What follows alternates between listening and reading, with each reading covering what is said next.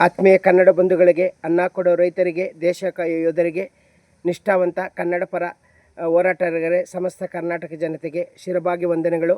ಇವತ್ತಿನ ವಿಚಾರ ಏನಪ್ಪ ಅಂದರೆ, ಏನೋ ಜಾತಿ ಗಣನೆ ಪ್ರಾರಂಭ ಆಗಿದೆ, ಮನೆ ಮನೆಗೂ ಬರ್ತಾರೆ, ತಮ್ಮ ಜಾತಿಯನ್ನು ನಮೂದಿಸಬೇಕು ಅಂತ ಹೇಳ್ಬಿಟ್ಟು ಸುತ್ತೋಲೆಗಳು ಗೊತ್ತಿಲ್ಲ ನನಗೆ. ಸಾಮಾಜಿಕ ಜಾಲತಾಣದಲ್ಲಿ ಕೆಲ ಪಂಗಡ ವರ್ದವರು ನಮ್ಮ ಇದೇ ಪಂಗಡ ಇದೇ ಜಾತಿ ಬರೀ ಅಂತ ಹೇಳ್ತಾ ಇದ್ದಾರೆ. ಸಂತೋಷ, ಅವ್ರ ಬಗ್ಗೆ ಅವರವ್ರ ವೈಯಕ್ತಿಕ ವಿಚಾರ. ನನ್ನ ವೈಯಕ್ತಿಕ ವಿಚಾರ ಹೇಳ್ತಾ ಇದ್ದೀನಿ. ನಾನು ಬ್ರಾಹ್ಮಣನಲ್ಲಿ ಶ್ರೀ ವೈಷ್ಣವ, ಬೇಕಾದಷ್ಟು ಪಂಗಡಗಳಿವೆ. ಆ ಪಂಗಡಗಳನ್ನೆಲ್ಲ ಬರ್ಕೊಂಡು ಬರ್ತಾ ಇದ್ದೀವಿ ನಾವು. ಆದರೆ ನನ್ನಿಂದನೇ ಪ್ರಾರಂಭವಾಗ್ತದೆ. ನಮ್ಮ ಕುಟುಂಬದ ಸದಸ್ಯರಿಂದ ನಾನು ಇಂದಿನಿಂದ ಬ್ರಾಹ್ಮಣ ಶ್ರೀ ವೈಷ್ಣವ ಅಂತ ಬರೆಯಲ್ಲ. ಜಾತಿ ಅನ್ನೋ ಜಾಗದಲ್ಲಿ ಕನ್ನಡವೇ ಜಾತಿ ಅಂತ ಬರೀತೀನಿ. ಕನ್ನಡವೇ ಧರ್ಮ ಅನ್ನೋ ಜಾಗದಲ್ಲಿ ಕನ್ನಡವೇ ಧರ್ಮ ಅಂತ ನಾನು ಪ್ರಾರಂಭ ಮಾಡ್ತಾ ಇದ್ದೀನಿ. ನಾನು ಪ್ರಥಮ ಬಾರಿಗೆ ನನ್ನ ಕುಟುಂಬ, ನನ್ನ ರಕ್ತ ಸಂಬಂಧಿಗೆ, ನಮ್ಮ ವಂಶಕ್ಕೆ ಸಂಬಂಧಪಟ್ಟವರಿಗೆಲ್ಲ ಮನವಿ ಮಾಡಿಕೊಂಡಿದ್ದೀನಿ.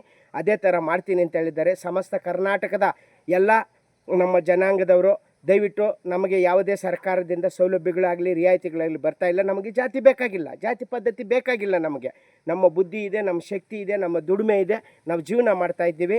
ಅದಕ್ಕೆ ಅರ್ಹರಲ್ಲ ನಾವು. ಆ ಸೌಲಭ್ಯಗಳು ರಿಯಾಯಿತಿಗಳಿಗೆ ಅನರ್ಹರಾಗಿರುವ ಕಾರಣ ಇಲ್ಲಿ ಜಾತಿ ಬೇಕಾಗಿಲ್ಲದೆ ಇರುವುದರಿಂದ ಕನ್ನಡವೇ ಜಾತಿ, ಕನ್ನಡವೇ ಧರ್ಮ ಎಂದು ಎಲ್ಲರೂ ನಮ್ಮ ಪಂಗಡಗಳವರು ಯಾರ್ಯಾರಿದ್ದಾರೆ ಅವರೆಲ್ಲರೂ ಇದನ್ನು ಪಾಲನೆ ಮಾಡಿ ಇಲ್ಲಿಂದಾನೇ ಪ್ರಾರಂಭ ಆಗಲಿ ಅಂತ ಹೇಳ್ತಾ ಇದ್ದೀನಿ. ನಮ್ಮ ಕುಟುಂಬ, ನಮ್ಮ ಸಂಬಂಧಿಕರು ಹಾಗೂ ನಮ್ಮ ವಂಶದಿಂದನೇ ಇದು ಪ್ರಾರಂಭವಾಗ್ತಾ ಇದೆ ಅಂತ ಹೆಮ್ಮೆಯಿಂದ ಹೇಳ್ತಾ ಇದ್ದೀನಿ. ಇಂದಿನಿಂದ ಕನ್ನಡವೇ ನಾನು ಸುಮಾರು ವರ್ಷಗಳಿಂದ ಕನ್ನಡವೇ ಜಾತಿ, ಕನ್ನಡವೇ ಧರ್ಮ ಅಂತ ಹೇಳ್ಕೊಂಡು ಬರ್ತಾ ಇದ್ದೀನಿ ಬಾಯಿ ಮಾತಲ್ಲಿ.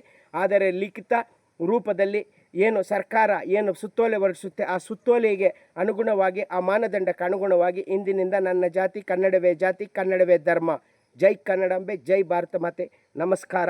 ಎಲ್ಲರೂ ಇದನ್ನು ಪಾಲನೆ ಮಾಡಿ. ಬರೀ ಬಾಯಿ ಮಾತಲ್ಲಿ ಹೇಳ್ತಾ ಇದ್ದೀರಿ ಇಷ್ಟು ದಿವಸ ನಮ್ಮ ಜಾತಿ ಕನ್ನಡವೇ ಜಾತಿ, ಕನ್ನಡವೇ ಧರ್ಮ ಅಂತ. ಈಗ ಸರ್ಕಾರದ ಸುತ್ತೋಲೆಯಲ್ಲಿ ಲಿಖಿತ ರೂಪದಲ್ಲಿ ಎಷ್ಟು ಜನ ಇದನ್ನು ಪಾಲನೆ ಮಾಡ್ತಾರೆ ಅಂತ ನೋಡ್ತೀನಿ. ಈಗ ಗೊತ್ತಾಗುತ್ತೆ ನಮ್ಮ ತಾಕತ್ತು, ನಮ್ಮ ಮಾತಿಗೆ ಕೊಟ್ಟ ಬೆಲೆ ಅಂತ ಹೇಳ್ತಾ ಇದ್ದೀನಿ. ನಮಸ್ತೆ.